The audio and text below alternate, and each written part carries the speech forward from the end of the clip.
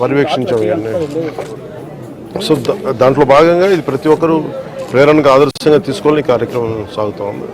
So మనస్ఫూర్తిగా మీ అందరికీ ధన్యవాదాలు. ఇది ఈరోజు ఇంకా మొన్న కృష్ణా వరదల సమయంలో నిలబడ్డ కార్మికులందరికీ కూడా ఈరోజు సన్మానం చేయడం జరిగింది. దాదాపు 35 మందికి. నేను ఇది ఆల్రెడీ స్టార్ట్ చేసాం లాంగ్ బ్యాకే.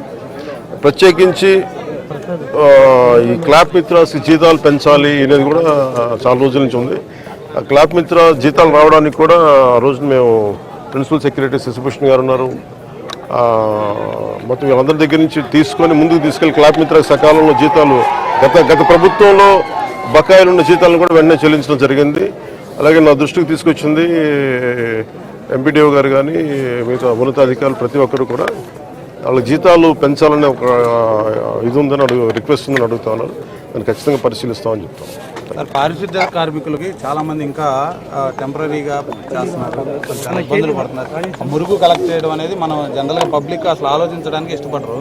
అలాంటి మురుగును వాళ్ళు డైలీ కలెక్ట్ చేసి గ్రామాలు చూపుతున్నారు. వాళ్ళ సమస్యల పరిష్కారం విధంగా ప్రత్యేకించి ఇది నాకు పంచాయతీరాజ్ స్థాయిలో వచ్చేయని నేను చేయగలుగుతాను. తర్వాత క్యాబినెట్లో ఒకసారి దీని మీద అంటే ఒకసారి క్షేత్రస్థాయిలో పరిశీలించాలి. ఇది అంటే క్షేత్రస్థాయిలో ఒక పరిశీలించి ఇప్పుడు వచ్చి కూర్చొని అంటే కొన్నిసార్లు పనులు చేసేటప్పుడు దాని పర్యవేక్షణ, అలాగనే నాకు కొంత క్షేత్రస్థాయి పరిశీలన అవగాహన, దాని మీద ఒక పరిష్కారాలకు మనం బలంగా వెళ్ళొచ్చు. దీనికి కొంత మోటివేషన్తో చేయాలి. ఇది మీరన్నది చాలా సబబు. అది అంటే అది మిగతా వాళ్ళు ఎవరు వెళ్ళలేంది మనం చెయ్యాలనేది మనం వదిలేస్తాం. కొంచెం అది దాన్ని ఎట్లా కరెక్ట్ చేయాలని ఆలోచన ఉంది. ఖచ్చితంగా నేను తీసుకెళ్తాం.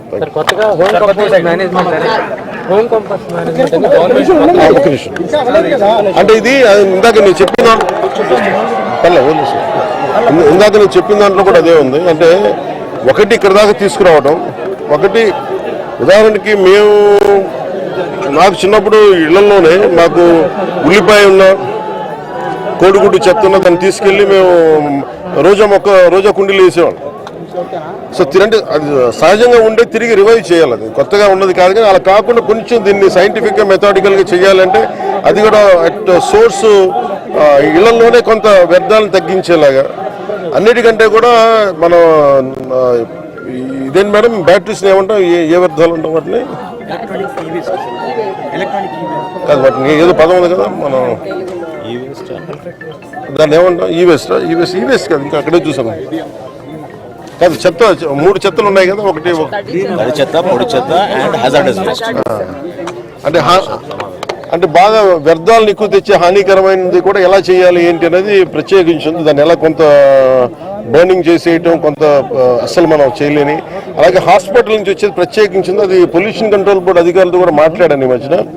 అది కొన్ని హాస్పిటల్స్లో కూడా కొంత దానికి కొంత రెగ్యులేషన్ చేయాలి, కొంచెం రెగ్యులేట్ చేయాలి. వాళ్ళు అందరూ డంప్ చేస్తున్నారా అంటే ముఖ్యంగా హాస్పిటల్ హజార్డస్ వేస్ట్ బయటికి రాకూడదు.